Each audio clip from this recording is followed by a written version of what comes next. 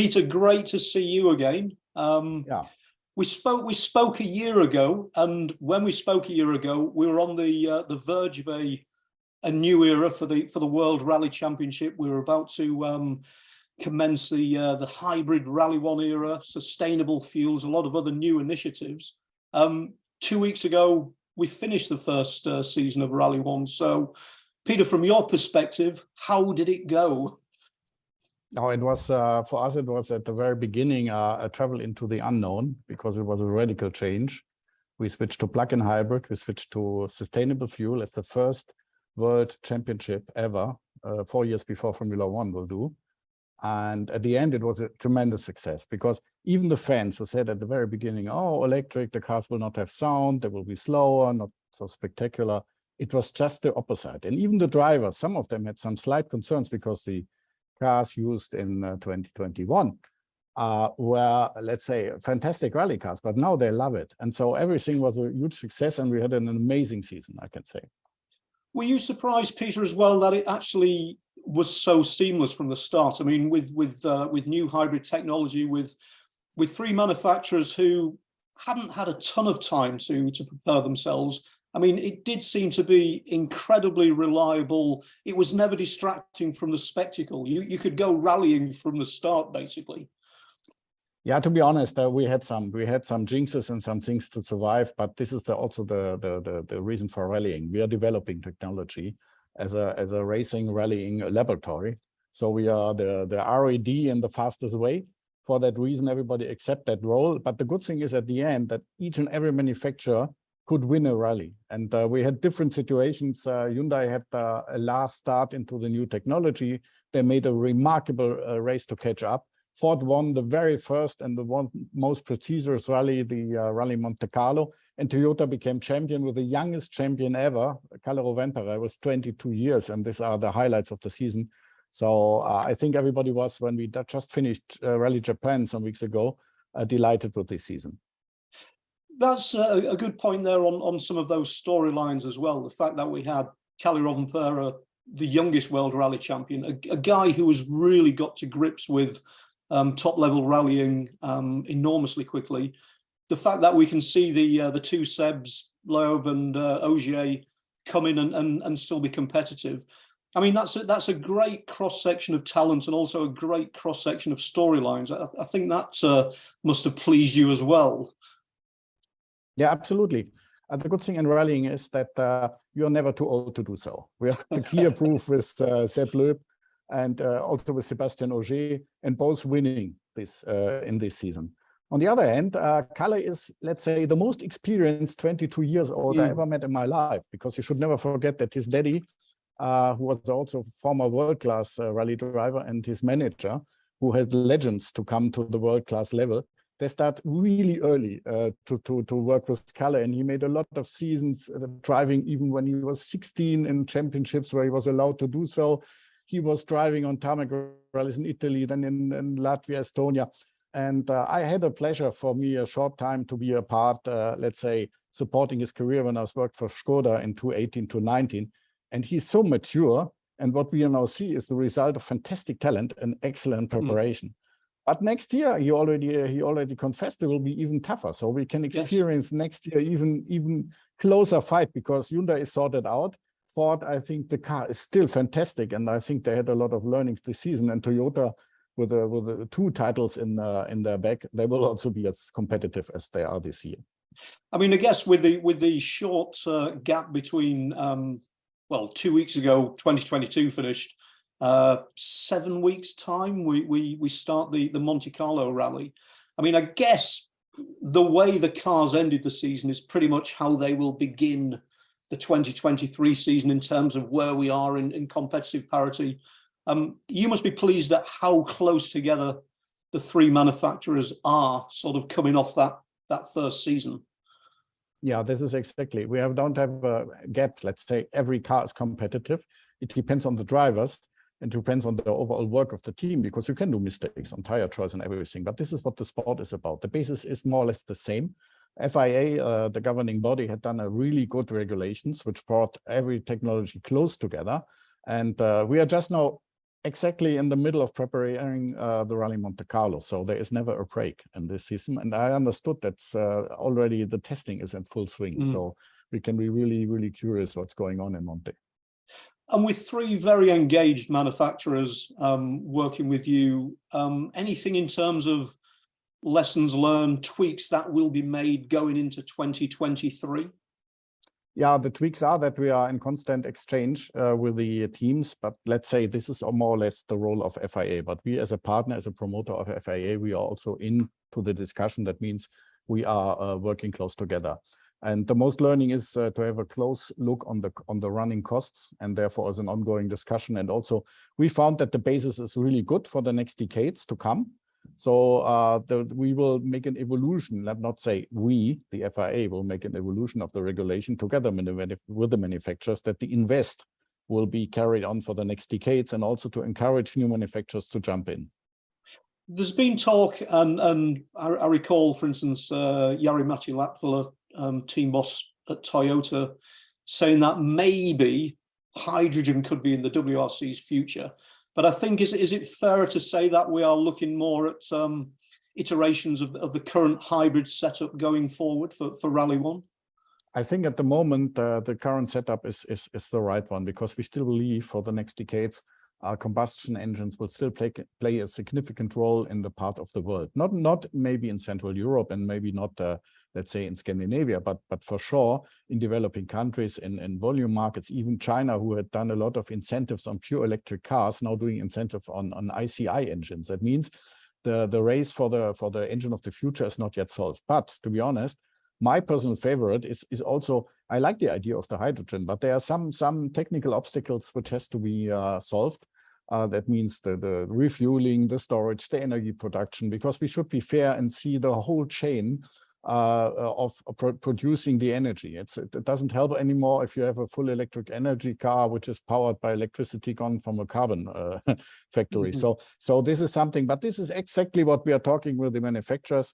I think hybridization was a good step, and maybe it will be a little bit more bigger in the future, a little more capacity. And as you can see in the Formula One, they also they still continue with hybrid, and a manufacturer like Audi, for example, although they said they will no longer produce after a certain time any ICE car, they just said they come to Formula One. So I think we have to be closely observing what's going on. And the good thing is our platform allows any kind of drivetrain. We can switch to full electric if, for example, solid state batteries become available. There is a chance to continue like we do, or maybe one day we will have hydrogen, and then we just refuel the car with clean hydrogen, and we have a full combustion engine operating with hydrogen or fuel cell or whatever. So we have a certain, let's say, stability, and this can give us some confidence into the future, whatever the market will take. And this makes it so interesting in the whole concept the rallying is nowadays. And how's it going? Obviously, the fact that we didn't hear much about it at all, sustainable fuels obviously was a pain-free introduction. How also is it going on aims for instance, talk of a carbon neutral service park, etc. Just tell us a little bit about how you're also bringing in other. Yeah, I can tell you, first of all, I saw also in the chat, there was a question, which fuel you use. I just would like to explain briefly. So the fuel, we have 100% sustainable fuel, which is a combination of biomass from waste, not from food, from food. We have renewable energy from electric synthesis.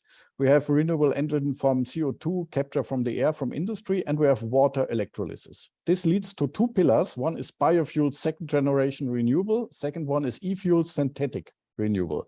This will be mixed in the laboratory, and here we are. We have the sustainable fuel in the WRC, which is under current development. We discovered some technical issues also, let's say, itself with the fuel, but we solved it. And that means every normal rally car is now operating with that. We have not only the WRC P1, the big cars, we have the whole WRC 2 championship, and we had not a single issue with the fuel.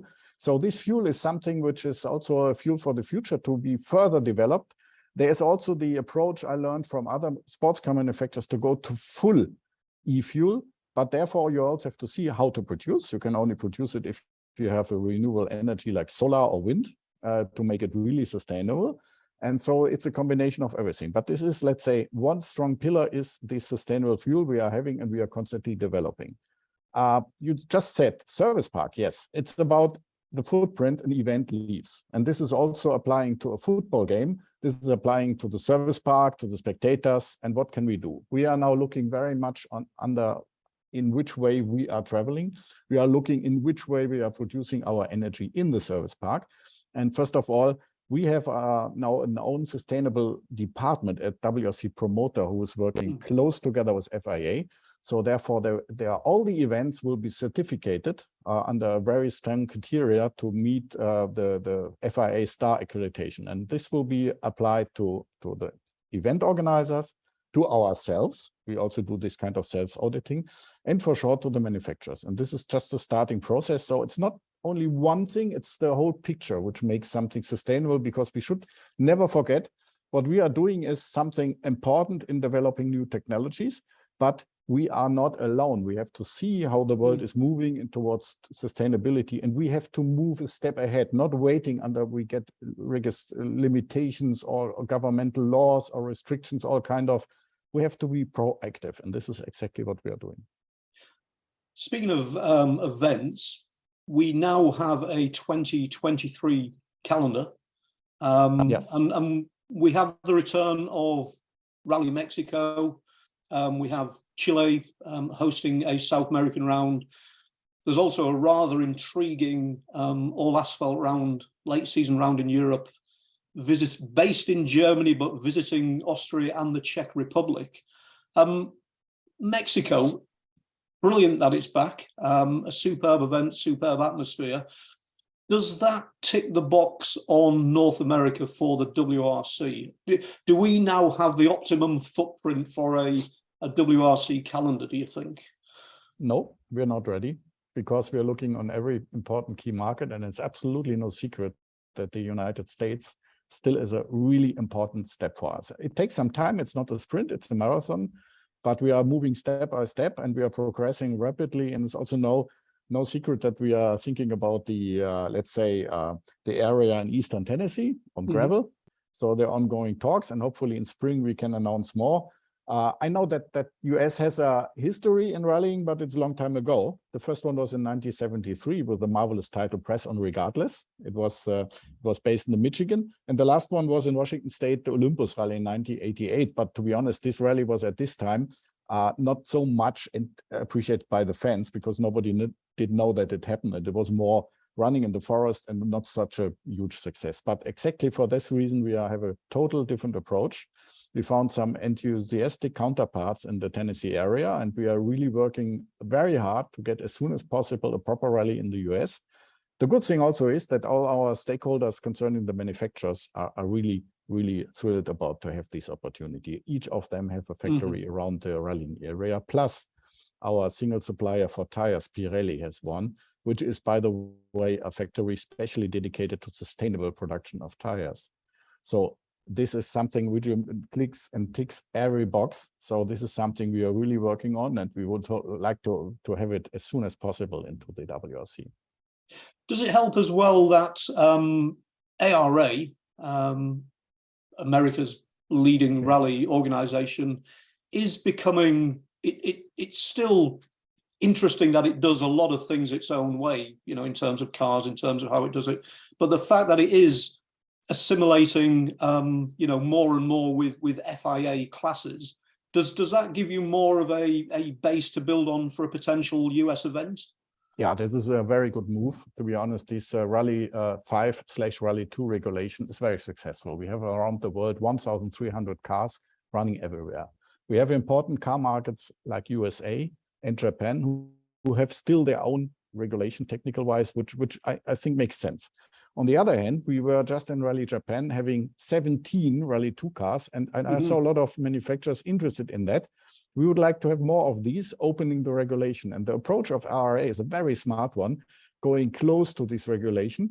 We don't want to exclude anybody, because I know that there is a famous Japanese manufacturer who is running with a very nice blue cars, and we want them on board. And as soon as there's any chance to, let's say, to have a flexible regulation, that would help. On the other hand, we have to respect the FIA's decision on this governing body thing. But again, I think the Rally 2 is a success story, and it would also help, and it will definitely help the US championship. And I wasn't, unfortunately, never on an RIA rally, but I'm looking constantly on it. And I think the level of competition and the enthusiasm is really great. And I really hope that once we are in US, that most of these local competitors can be part of the big party, have a WRC event in US. Well, certainly the ARE scene is, to be on events, that there is great atmosphere, great local support on every event. And I think that transferring through to a potential WRC round in Tennessee, I think would be great on any number of levels. Yeah. Speaking of the USA, what is your take at the moment on the connection between WRC and US fans, US interest in the championship? Obviously, WRC Plus is, I know I'm addicted to WRC Plus. It gives me some crazy schedules on on rally weekends, but is that still the main thrust for engaging with a US rally audience, or do you have plans to maybe add other platforms? And by the way, news of the rally 24/7 from today is yes. I can tell you this is exactly one of the factors why we are really pushing, because we saw the interest is huge. We have a lot of people watching WRC Plus all live, and this is we can see that we have a rock solid fan base there, and this fan base we want to have in real life along special stages in US. And as you mentioned, we are launching in 2023 Rally TV, which is a 24/7 linear TV channel, and this will be available on our own digital platform, and it will be also on external other platforms, cable networks, telecommunication platforms, etc. That means you really around the world, you see every kind of action about WRC, European Rally Championship, World RX, that means Rallycross, plus other FIA series. And this will, let's say, by the middle of the year, we will switch WRC Plus and World RX Plus under the umbrella of rally.tv. And this is something which is unique. I think no other sports series or racing series have something like that. Mm-hmm. And the good thing is that we are hosting, let's say, we are promoting 3 World Series, let's say 2 World Series and 1 European one. And this will also be a platform which we would like to have also interesting, maybe some coverage about other series, maybe ARA one day if we come to conclusion. So it's an open platform we can really feed so that the rally fans get really everything out of rallying. The other thing as well, obviously, is the US has just got itself a US Formula One driver for next year. You know, obviously we follow the progress of Sean Johnson in yes. the World Rally Championship. But how important do you think it is for maybe at some point in the future us to see an ARA developed driver, you know, getting a platform in the WRC for actually boosting growth? That would be fantastic.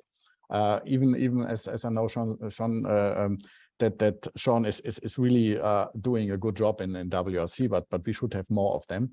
And we have also good, let's say, FIA created the rally pyramid. And if you look from the basis front wheel drive cars up to the Rally 3 cars, which at the moment are Ford Fiestas, but Renault already announced that they will come soon with the Renault Clio. And we are also pushing like hell to get other manufacturers involved. And this would be ideal stepping stone to go in, and it's an FIA homologated series. That means we hope also that these cars will be present in US. And the best thing would be if we got a future RA champion, or let's say rookie, to make the next step, go into junior WRC, or then moving on to Rally 2. This would be really great, because we would really love to have some of these drivers. And as I see your stages, I only know it by video or by images. This is really demanding. If somebody is quick in the ARIA, he will be also competitive, and let's say at least in gravel rallies around the world, and tarmac you can learn. One thing, not wishing to sort of push the F1 analogy too far, but there aren't too many Rally 1 seats. I mean, 9 or 10. Toyota has done a kind of contraction for next year, you know, the 3.5 car plan. we've got it where WRC2 is at the moment, there are some huge talents brewing in there, not just Emil Lindholm, you know, guys like Ivan Rossel, the fact that we've got Andreas Mikkelsen, you know, in there in a holding pattern. One of the things about Rally 1 and WRC2 was to make the cars more connected for an easy transition. But Peter, how do you maybe see it developing that there are more chances for drivers to sort of move beyond WRC2 and into the top level? It's not many seats at the moment.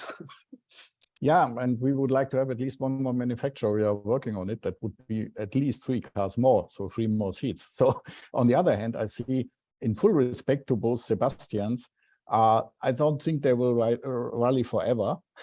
Well, I don't know. So, no, but as long as they want to, they are warmly welcome, because they deliver a great show and they're still winning to win each and every rally they participate in. Don't get me wrong, but the day will come. We need, let's say, successors. We have seen, for example, at M Sport Ford, there is Monsieur Lobé. I know even his daddy when he was competing, and he's supporting his son. And he was WRC2 winner in 2019. And then he made the step to Rally 1. And then the step is big, yes. But to drive the car properly, it's possible. To win against the others, that's a different story.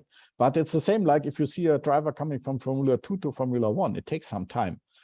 On top of that, for rallying, you need experience. So therefore, it takes maybe a little bit longer, but I'm quite confident, as you just mentioned, the names like with Emil Lindholm, who is just the new WRC2 champion, or Johan Rossel, who is really quick, not only on tarmac, like a French driver should be, but also on gravel. So we have a huge potential, and especially the WRC2. And I heard about a lot of good drivers competing in the upcoming season. I'm quite confident we will get drivers who have a chance to move into the big to the manufacturers in the big cars. Well, in closing, putting you on the spot then, Peter, we are 7 weeks away from the Monte Carlo Rally. We've had quite the silly season in the past couple of weeks with some unexpected driver changes. That man, Oyt Tanak, really being the catalyst, and at the moment being the guy who hasn't sort of shown where he's going to be. But just give us your take on who you think the WRC Championship will boil down to next year. Then I need to have a crystal ball especially concerning. Yes, you do. This is why we're asking you. Yeah. But I'm sure Malcolm Wilson is working on something. He is the kind of guy who's not talking about it before it's not sealed. Remember in 2017 when Sepp Ogier came into and won 2 titles. Yeah, he's able to do the same, and I really would encourage him. But on the other hand, we all know that's a question of budget, sponsors, etc., etc. But I think it depends on what he's doing for Monty. But I think the basis is good. The team is fantastic and professional. So for me, it's a little bit like a dark horse at the moment. But I expect something. I can only tell you this is my stomach feeling without knowing what is exactly going on.